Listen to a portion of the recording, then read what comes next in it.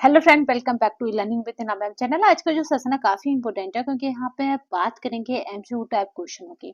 देखिए यहाँ पे एमसीक्यू टाइप जो क्वेश्चन है वो काफी इंपॉर्टेंट हो जाते हैं परीक्षा की दृष्टि से। यहाँ पे मैं आपको 1000 क्वेश्चन प्लस करवा के रहूंगी, यानी 1000 से ऊपर ही आपको क्वेश्चन देने हैं, जिससे कि 1000 में आपको 100 क्वेश्चन इजीली मिल जाए। कुछ यहाँ पे सेल्फ मेड क्वेश्चन होते हैं, कुछ यहाँ पे पीवाईक्यू होते हैं, कुछ ऐसे क्वेश्चन होते हैं जिनके बहुत अदर स्टेट में आए हुए होते हैं। तो यहाँ पे सब कुछ मतलब आपको यहाँ पे मिक्सचर मिल रहा है। चलिए तो स्टार्ट करते हैं आज के सेशन को उसी मोटिवेशन कोड के साथ जो आपको ऊर्जा बन रखेगा तथा औरों से बेटर और अलग करने के लिए प्रेरित करता रहेगा। हारा वही है जो लड़ा नहीं, आप हार नहीं सकते क्योंकि आपने हार मानी नहीं। तो हंस मुस्कुरा रोना कम कर दे, चिंता है तो जिंदगी के नाक में दम कर दे। तो चलिए स्टार्ट करते हैं सेशन को। आपको एक बात बता दूं कि जो एलटी का मेंस का जो हमारी श्रृंखला चल रही थी उसको मैं आप जल्द ही कंटिन्यू कर रही हूँ, क्योंकि वो श्रृंखला अपने आप में काफी इंपॉर्टेंट है उन विद्यार्थियों के लिए भी जो टीजीटी पीजीटी आने वाले की तैयारी कर रहे हैं, और उन विद्यार्थियों के लिए भी जो टीजीटी पीजीटी की तैयारी में लगे हुए हैं, साथ में देन एलटी वालों के लिए तो वो इम्पोर्टेंट है ही है। तो चलिए वो श्रृंखला हमारी कंटिन्यू आएगी क्योंकि कुछ बहुत टाइम ब्रेक हो गया उसमें। और रहा आपका यूथ का कंपटीशन, जिसमें आप लोगों ने शिकायत की कि यूथ की पूरी बुक का आपने वीडियो नहीं डाला है। तो लगभग मैं अब तक 10 चैप्टर डाल चुकी हूँ। एक पूरी अलग मैंने प्लेलिस्ट बना रखी है यूथ की, और उसमें डाल भी दिया 2026 की यूथ का है वो। और अब तक मैं यूथ के काफी चैप्टर आपको दे चुकी हूँ, बट मैंने दोबारा से आपको नए सिरे से यूथ की एक नई प्लेलिस्ट बना दी 2026 करके, तो आप उसको जाकर देख सकते हैं। तो चलिए स्टार्ट करते हैं सेशन को। यहाँ पे सामुदायिक विकास में प्रसार शिक्षा किसके द्वारा विकसित की गई है? तो जब सामुदायिक विकास की बात आती है, प्रसार शिक्षा की बात आती है, तो किसके द्वारा विकसित की गई है? तो लिंगस, स्किनर, श्री राम कृष्ण और सागर। तो यहाँ पे चारों के चारों में से कौन सा हमारा राइट आंसर होगा? यानी सामुदायिक विकास का जो कॉन्सेप्ट है, प्रसार शिक्षा किसके द्वारा विकसित या डेवलपमेंट किया गया है? बस आप इसे समझिए, डेवलपमेंट किया गया है तो वह लिंगन्स के द्वारा। नेक्स्ट देखते हैं, ग्रामीणों का बहुआयामी विकास सरकारी सहायता द्वारा तथा ग्रामीणों के प्रयत्नों एवं प्रयास से करना किसका उद्देश्य है? ग्रामीणों का बहुआयामी विकास सरकारी सहायता द्वारा तथा ग्रामीणों के प्रयत्नों एवं प्रयास से करना किसका उद्देश्य है? तो प्रधानमंत्री गरीब कल्याण योजना का, सामुदायिक विकास कार्यक्रम का, मनरेगा का, प्रधानमंत्री ग्रामीण विकास यहाँ पे फेलोशिप योजना का। तो यहाँ पे किसका उद्देश्य है? ग्रामीणों का बहुआयामी विकास करना। जो ग्रामीण लोग होते हैं उनका बहुआयामी यहाँ पे विकास की अगर बात होती है तो वो उद्देश्य हो जाता है सामुदायिक विकास योजना का। ठीक है, नेक्स्ट देखते हैं, तीव्र वृद्धि दर यानी मांसपेशियों पर नियंत्रण विशेषता है। तीव्र वृद्धि दर मांसपेशियों पर नियंत्रण विशेषता। यहाँ पे तीव्र वृद्धि दर होती है ऐसी मांसपेशियों पर नियंत्रण किसकी विशेषता है? तो यहाँ पे नवजात की है, शेषावस्था की है, प्रारंभिक बाल अवस्था की, उत्तर बाल अवस्था की है। तो तीव्र वृद्धि दर बहुत स्पीड से चीजें बढ़ती हैं तो वो बढ़ती हैं शेषावस्था में।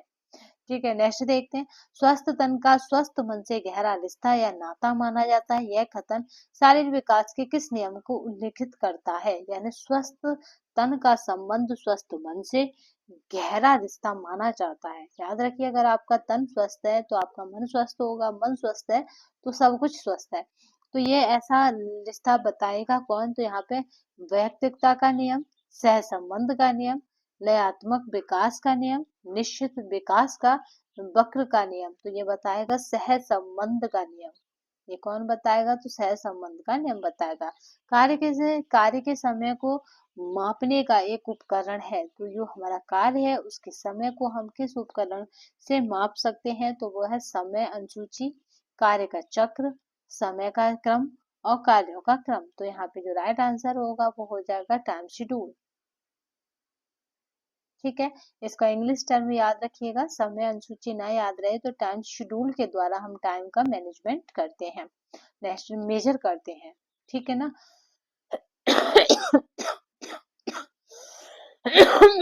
चलिए सॉरी, मापते हैं, ठीक है, मापने का। ठीक है, नेक्स्ट देखते हैं, प्रसार में एस्टेशन शब्द का सर्वप्रथम प्रयोग किसने और कब किया था? तो जो प्रसार है, प्रसार शिक्षा है यानी एस्टेशन एजुकेशन है, उसमें एस्टेशन शब्द का सर्वप्रथम प्रयोग किसने और कब किया था? तो यहाँ पे जो है डे 1852 है, ई वी हैवरिज है, जिन्होंने 1895 में किया था। एलन रिचर्ड 1895 है, कोई नहीं। तो यहाँ पे जो राइट आंसर हो जाएगा वो हो जाएगा हमारा ई वी, यहाँ पे बेहरीज 1895। नेक्स्ट देखते हैं, सामान्यतः मीठी सौंफ एवं सुपारी में कौन सी मिलावट की जाती है? जो हम मीठी सौंफ और सुपारी खाते हैं उसमें सामान्यतः कौन सी मिलावट की जाती है? तो यहाँ पे जो राइट आंसर होगा अगर उसकी बात की जाएगी तो शुगर सिरप में, यहाँ पे मेलाकाइट ग्रीन, यहाँ पे याद रखिएगा रोडामिन बी, और यहाँ पे याद रखेंगे ओरामिन। तो यहाँ पे जो राइट आंसर हो जाएगा वो क्या हो जाएगा? तो ओरामिन हो जाएगा। नेक्स्ट देखते हैं, यहाँ पे आपको दो पार्ट दिए गए हैं, सूची 1 को सूची 2 से जोड़ना है। तो यहाँ पे मैंने उनके आपके मतलब आंसर नहीं लिखे, बट इस क्वेश्चन को हम कंप्लीट करेंगे। तो अगर करगा यानी लूम की बात करें तो करगा में इम्पोर्टेंट क्या होता है? तो हार्नेंस होता है। ठीक है, करगा में इम्पोर्टेंट क्या है? हार्नेंस। आज आपको करगे का चित्र बताते हुए इसे समझाएंगे। ताना की बात करें बात की, तो ये हमारा ताना जुड़ा होता है बाने से। ठीक है, ताना वाना मिलकर ही कपड़ा बनता है। तो बीफ से जुड़ा होता है। स्किन की बात करें तो यहाँ पे स्किन की अगर देखते हैं तो याद रखिएगा स्किन हमेशा छपाई से जुड़ी होती है, जबकि बोटला क्या है? आपका टाई और डाई है एक तरह का, याद रखिएगा। पोटला की बात करें तो एक पतला पारदर्शी कड़ा सूती कपड़ा, एक पतला भी है, पारदर्शी भी है और कड़ा भी है। ये इसकी सारी विशेषताएं। जो पोशाक गले के यहाँ पे अलंकरज तथा झालर बनाने में प्रयुक्त होता है। इसके फूल भी बनाए जाते हैं। आरकंडी के फूल आपने देखा होगा, लोहे का तार, मतलब हम गोल्डन तार लेते हैं या सिल्वर तार लेते हैं, उसके ऊपर उसे लपेटते हैं, तो काफी सुंदर इसके फूल लगते हैं। तो यहाँ पे आंसर जो होगा उसे देखिए, आरकंडी, सिफोन, और सिफोन के बाद है तफ्ता और तफ्ता के बाद है खादी। तो यहाँ पे आरकंडी हो जाएगा। ठीक है, और ऑर्गेंडी हो जाएगा। नेक्स्ट देखते हैं, सहकर्मी के साथ वार्तालाप में संप्रेषण का कौन सा प्रकार सन्निहित है? तो यहाँ पे सहकर्मी जो होते हैं उनके साथ अगर आप वार्तालाप करते हैं, आपके सहकर्मी हैं और उनके साथ आप वार्तालाप करते हैं, तो संप्रेषण का कौन सा प्रकार सन्निहित है? ऊर्ध्वगामी, ऊर्ध्वाधर, क्षैतिज और उद्गामी। तो यहाँ पे जो राइट आंसर हो जाएगा वो हो जाएगा यहाँ पे क्षैतिज। यहाँ पे याद करते हैं, सिपी का आहार दिया जाता है। तो जो सिपी है कब्ज के उपचार में, डायरिया के उपचार में, पेप्टिक अल्सर के उपचार में, पीलिया के उपचार में। तो जो सिपी है उसका आहार दिया जाता है तो वो हो जाएगा यहाँ पे पेप्टिक अल्सर के उपचार में। नेक्स्ट देखते हैं, सीपी का आहार, यहाँ पे इंडरसन का आहार। सीपी में कौन कौन से आहार आते हैं उन्हें देखते हैं। इंडरसन का आहार, यहाँ पे म्यूगले ग्रेड का आहार, और यहाँ पे हेलन गॉट्स का आहार।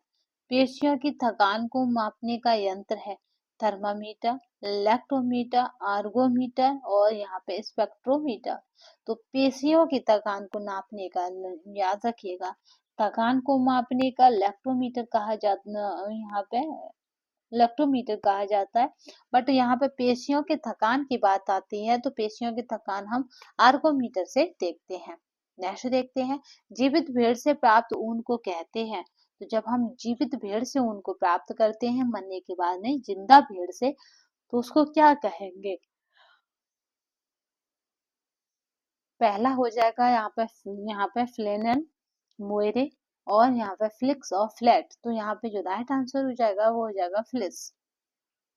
नेक्स्ट क्वेश्चन देखते हैं, आवश्यकता से अधिक भोजन ग्रहण करना कहलाता है, जो आपकी आवश्यकता है, जो आपकी नीड है बॉडी की, उससे भी ज्यादा आप भोजन ग्रहण करते हैं, तो ये क्या कहलाएगा? तो अतिपोषण, अल्पपोषण, सुपोषण, इनमें से कोई नहीं। तो यहाँ पर जो राइट आंसर हो जाएगा वो हो जाएगा अतिपोषण। नेक्स्ट देखते हैं, वह कौन सा नेता है जो यह मानता है कि यदि कार्यकर्ताओं को अकेला छोड़ दिया जाए तो यह कार्य जल्दी पूरा हो जाएगा। जो वर्कर होते हैं अगर आप उनके सिर पे खड़े रहो तो वो और टाइम टेकिंग काम करते हैं, बट आप उन्हें आजादी यानी थोड़ा सा फ्रीडम दे दो, उनका वातावरण को थोड़ा फ्रेंडली कर दो, तो वो अधिक कार्य करते हैं। ये बात बिल्कुल सही है। तो इस तरह का अगर कोई सोचता है यानी अकेला छोड़ दिया जाए तो यह कार्य जल्दी पूरा हो जाएगा। तो वो मतलब किस चीज से जुड़ा है? तो आप बताएंगे, अहस्तक्षेपी नेता है, औपचारिक नेता है, अनौपचारिक नेता है या प्रजातांत्रिक नेता है। तो इस तरह का वो सोच रहा है, तो ये कैसा है, हस्तक्षेपी नेता, यानी वो किसी के भी उसमें हस्तक्षेप करना नहीं चाहता।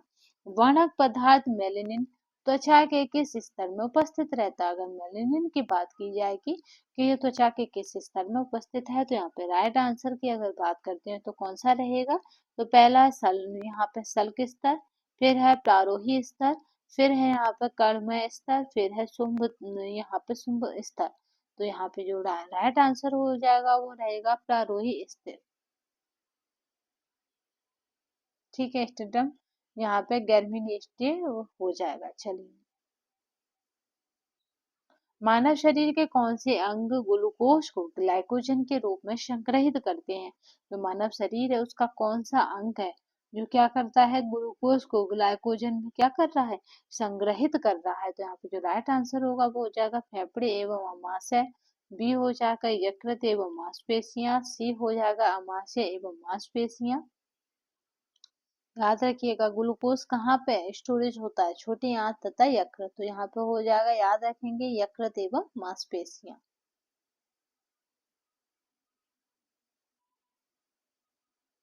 चलिए नेक्स्ट क्वेश्चन देखते हैं। मिट्टी युक्त जल को शुद्ध करने के लिए प्रयोग किया जाने वाला रसायन है। अगर आपके घर में मिट्टी युक्त जल है तो उसको आपको शुद्ध करना है, तो आप कौन सा तरीका अपनाएंगे। तो पहला है यहाँ पे एल्युमिनियम सल्फेट है, पोटेशियम परमैंगनेट है, क्लोरीन है, कोई नहीं है। तो यहाँ पे जो राइट आंसर हो जाएगा वो क्या हो जाएगा, तो वो हमारा हो जाएगा यहाँ पे एल्युमिनियम सल्फेट। नेक्स्ट क्वेश्चन देखते हैं। 2 वर्षीय बालक के शब्दकोश में अधिकृत कितने शब्द हो सकते हैं। 250, 500, 1000, 2000। तो 2 वर्षीय बच्चा है, उसके शब्दकोश में कितने शब्द हो जाएंगे, तो यहाँ पे आपके दो ढाई मतलब 250 शब्द हो जाएंगे। यदि मूंगफली को अस्वच्छ कर स्थान पर रखा जाता है तो उनमें किस सूक्ष्म जीवाणु के संक्रमित होने की संभावना अधिक है। जो मूंगफली है उसको क्या करना है, असूक्ष्म यानी अस्वच्छ स्थान पर रखना है। अस्वच्छ कर स्थान पर रखा जाता है तो उनमें किस सूक्ष्म जीवाणु के संक्रमित होने की संभावना अधिक है, तो वो है यहाँ पे आर्गोगेट, फ्यूजेरिया।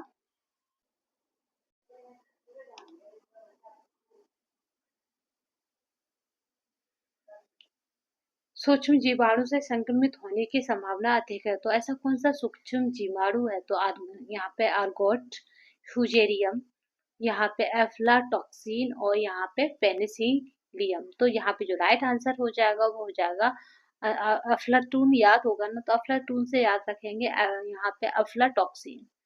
नेक्स्ट देखते हैं कि इस अवस्था में भ्रूण की लंबाई आधा इंच से 2 इंच तक होती है, यानी 1/2 इंच से 2 इंच तक होती है। तो यहाँ पे आधा हो जाएगा, ये 2 इंच हो जाएगा तक होती है। तो बीजावस्था और यहाँ पे ग्रेन्युलर अवस्था, भ्रूण अवस्था, गर्भस्थ शिशु अवस्था। तो यहाँ पे कब उसकी आयु आपकी इस तरह की होगी, तो ये यहाँ पे आपको बताना है। ठीक है, तो यहाँ पे जो राइट आंसर हो जाएगा वो हो जाएगा आपका यहाँ पे भ्रूण अवस्था। गुजरात के अवरोधक छपाई वाले वस्त्र को कहते हैं।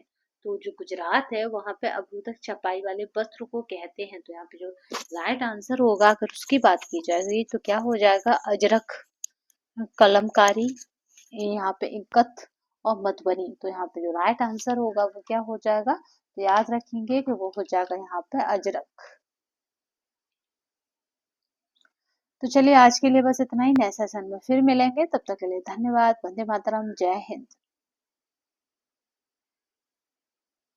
ये पीडीएफ आपको हमारे टेलीग्राम पे मिल जाएगी, तो परेशान होने की आवश्यकता नहीं है। और आपको इसी तरह के और भी एमसीक्यू टाइप क्वेश्चन मिल जाएंगे। अगर आप हमारे चैनल पर पहली बार आए हो, किसी भी तरह से हमसे जुड़ना चाहते हैं, तो हमारे चैनल को मतलब सब्सक्राइब कर लीजिएगा तथा शेयर और लाइक करना ना भूलिएगा। तो आज के लिए बस इतना ही, नेक्स्ट सेशन में फिर मिलेंगे, तब तक के लिए धन्यवाद। वंदे मातरम, जय हिंद।